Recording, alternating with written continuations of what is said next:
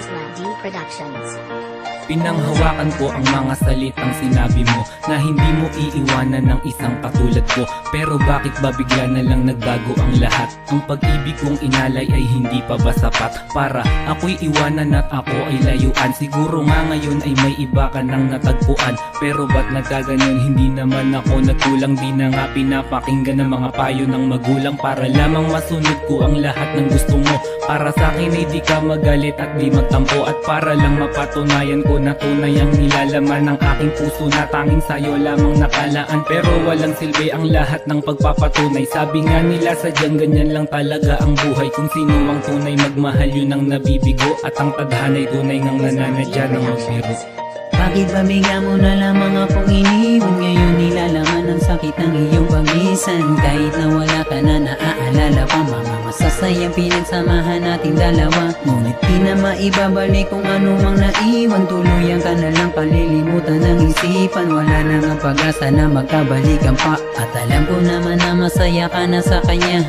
Sa kabila ng mga matamis mong salita ay may namumuo pala na isang malaking banta. Sabi mo magsasama tayo hanggang sa pagtanda, bigla kang nawala. Ako'y di man lang nakapaghanda. Ako'y nagulat sa pangyayaring di ko inaasahan. Ng luhay pumapatak pa ulit-ulit pang punasan, dahil ang mga pangako mo ang aking inasahan. At ang sabi mo ako'y di mo magagawang iwanan, ngunit ikaw ay nasan at ako ngayon nag-iisa. Nagpapanggap na masaya ako kahit wala ka na, kahit na mahirap ay tatanggapin ko to. Basta't ako'y hindi nagkulang ng pagmamahal sa'yo. Aking kakayanin naman ang sakit ng iyong idulot. Ang iyong paglisan ay isang napakalaking bangungot. Mga alaala natin ay ibabaon sa limot upang ang mundo'y muling maging maayos ang pag-ikot.